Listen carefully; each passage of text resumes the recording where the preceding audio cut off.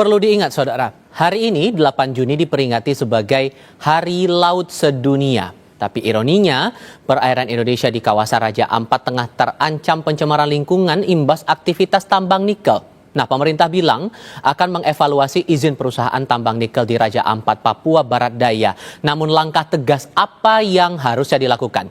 Kami bahas hal ini bersama pakar strategi pariwisata nasional sekaligus pendiri Yayasan Inovasi Pariwisata Indonesia, Taufan Rahmadi. Mas Taufan, selamat malam dengan Tifal, apa kabar? Selamat malam. Assalamualaikum warahmatullahi wabarakatuh. Waalaikumsalam Halo, warahmatullahi wabarakatuh. Terima kasih sebelumnya sudah mau bergabung bersama kami. Kami juga perlu menjelaskan saudara bahwa kami telah berupaya mengundang pihak Kementerian Lingkungan Hidup untuk ikut berdiskusi. Namun sampai diskusi ini berjalan belum ada respon lebih lanjut. Tapi kami apresiasi Anda Mas Taufan untuk bisa bergabung dalam diskusi kami kali ini. Penjelasan sudah disampaikan oleh Menteri ESDM. Kemudian terakhir sudah dibilang juga oleh Menteri Lingkungan Hidup bahwa tidak ada dampak serius terhadap lingkungan dan sudah sesuai prosedur ini semua. Menteri SDM bilang bahwa jarak antara tempat wisata dengan area nikel itu atau area tambang 30-40 km. Harusnya nggak perlu ada yang dikhawatirkan lagi dong soal ini. Baik. Mas, saya mencoba meneropong ini dalam konteks pariwisata. Ya, kebetulan saya memiliki expertise di situ. Kita lihat dulu posisi daripada Raja Ampat. Raja Ampat itu ada dua hal yang utama. Satu, Raja Ampat itu adalah KSPN. KSPN itu apa? Kawasan Strategis Pariwisata Nasional. Dengan diletakkannya Raja Ampat sebagai KSPN, itu artinya fokus pengembangan, fokus pembangunan, itu berbicara tentang pariwisata. Satu tuh. Yang kedua, yang paling penting yang menurut saya juga tidak boleh untuk dilupakan begitu, adalah bahwa Raja Ampat ini, dia adalah geopark global. Ini tidak main-main ya. Karena UNESCO itu menetapkan pada tanggal 24 Mei 2023. Di situ ada situs yang umurnya itu jutaan tahun gitu. Dan itu hanya ada di Raja Ampat. Dua kekuatan ini membuat kita harus berpikir semua, bukan hanya Raja Ampat, bukan hanya pemerintah, bukan hanya swasta, bahwa ini bukan berbicara tentang Indonesia saja, tapi ini berbicara tentang warisan dunia yang tidak ternilai harganya. Kita sama-sama tahu, berbicara tentang pertambangan, bicara tentang pariwisata. Ya, ini adalah dua kekayaan yang memang sudah identik dengan Indonesia. Kaya dengan tambang, kaya juga dengan keindahan pariwisata. Nah, oleh karena itu, kita harus hati-hati meletakkan ini. Tambang benar punya nilai ekonomi. Tetapi juga apa yang ada di Raja Ampat itu tidak ternilai dan tidak tergantikan. Bahkan sampai ratusan tahun. Apa yang Anda khawatirkan kalau begitu apabila pertambangan ini tetap dijalankan meskipun ada jaminan dari pemerintah bahwa semua sudah sesuai prosedur, semua aman, jarak antara titik pariwisata dengan area tambang juga masih jauh? Ya, jadi begini, mungkin saja secara administratif itu masih jauh. Tetapi siapa yang bisa menjamin terkait ekologi? Bagaimana tentang ekosistem di sana? Kita tahu ekologi itu menyangkut daripada air, udara, ya semua kelestarian alam ada di situ. Nah, ini yang harus kita hati-hati. Oleh karena itu, di dalam menetapkan kebijakan-kebijakan terkait Raja Ampat ini, benar-benar saya mengatakan bahwa prinsip keberhati-hatian.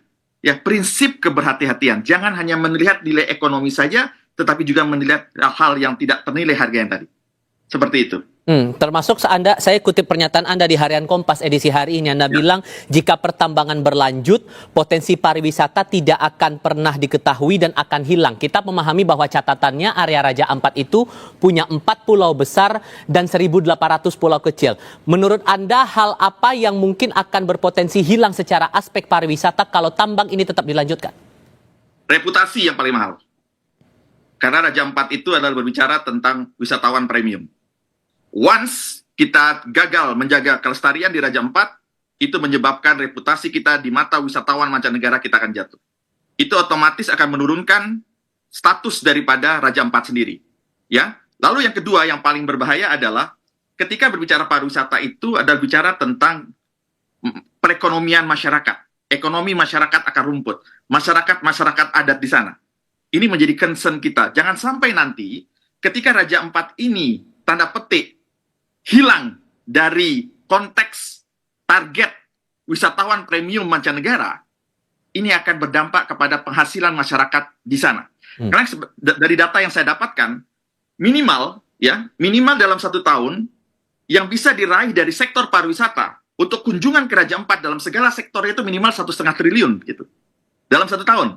Artinya apa? Kalau ini hilang, berapa potensi perekonomian masyarakat di sana yang juga akan hilang? Gitu. Kalau potensi Belum ekonomi bicara dengan tentang- pertambangan, perbandingannya gimana menurut Anda? Apple to apple nggak? Pertambangan dalam jangka pendek mungkin memiliki nilai yang sangat besar. Tetapi apa yang terjadi di dalam destinasi pariwisata, kalau terjadi kerusakan lingkungan di sana, itu mengakibatkan yang tidak tergantikan. Dan itu tidak ternilai harganya. Begitu, Mas. Ditambah Ini lagi yang saya katakan bahwa berbicara tentang tambang, bicara tentang pariwisata, itu harus hati-hati. Karena kita butuh pertumbuhan ekonomi. Kita butuh tentang tambang. Tetapi jangan sampai itu merusak kekayaan daripada apa yang ada di Raja Ampat. Kalau Raja Ampat ditetapkan sebagai kawasan strategis pariwisata nasional, ditetapkan sebagai geopark, disitulah letak positioning Raja Ampat yang sesungguhnya begitu. Ditambah lagi dengan hari ini kita mengingat sebagai Hari Laut Sedunia, 75% dari jenis terumbu karang dunia berkumpul semuanya di Raja Ampat. Sehingga apa yang Anda khawatirkan itu arahnya, prospeknya bakal kemana kalau tidak ditindaklanjuti, dan harus dipikirkan seperti apa kemudian nasib Raja Ampat kalau pertambangan ini tetap berlanjut menurut Anda, Mas? Ya, kalau terus berlanjut dan tidak melakukan hal-hal yang sesuai dengan aturan yang berlaku, kita khawatir Raja Ampat akan hilang dari peta destinasi pariwisata dunia. So, harus bagaimana pemerintah menyikapi itu? Cukupkah dengan penjelasan yang Anda dengar tadi? Menteri LH dan Menteri SDM mengatakan hal sedemikian. Ya, jadi gini, kita harus memahami ya, pemerintah itu kan salah satu tugasnya di dalam pariwisata adalah menjaga keseimbangan, memastikan ekosistem pariwisata berjalan. Nah, saya menyarankan kepada pemerintah untuk mengkaji ulang ya, izin dari semua pertambangan di kawasan Raja Ampat ini dengan keberhati-hatian. Itu satu, ya, keberhati-hatian. Kedua, kekuatan pariwisata itu ada di ekosistemnya. Kebijakan-kebijakan pariwisata harus dasarnya adalah kesepakatan bersama. Di dalam ekosistem pariwisata itu tidak hanya ada pemerintah. Kalau di Raja Ampat tidak hanya ada perusahaan tambang itu, tetapi di situ ada masyarakat adat, ya, ada pemerintah daerah, ada lembaga-lembaga yang concern terhadap lingkungan. Semua itu harus dilibatkan untuk mencari solusi terkait persoalan-persoalan yang ada di Raja Ampat ini, begitu.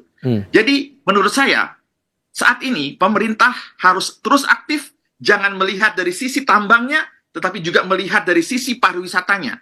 Yang dimana di dalam pariwisata itu ada kekayaan warisan dunia yang tidak ternilai, bahkan oleh nilai daripada tambang yang harganya saat ini diestimasi sampai ribuan triliun itu, ya kan? Ya, jadi itu yang menurut saya menjadi concern kita, peran pemerintah. Yuk kita sama-sama mencari formulasi.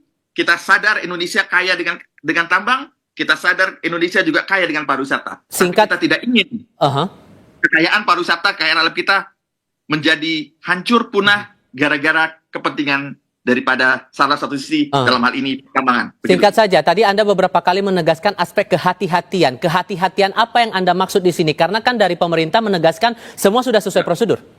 Ya, kehati-hatian dalam artian bahwa ketika membangun pertambangan, jangan sampai merusak ekosistem pariwisata yang ada di sana. Jangan sampai merusak kekayaan geopark yang ada di sana. Jangan sampai merusak pertumbuhan ekonomi dari sektor pariwisata di sana. Terlebih reputasi Indonesia di mata dunia internasional terkait menjadi salah satu destinasi pariwisata dunia.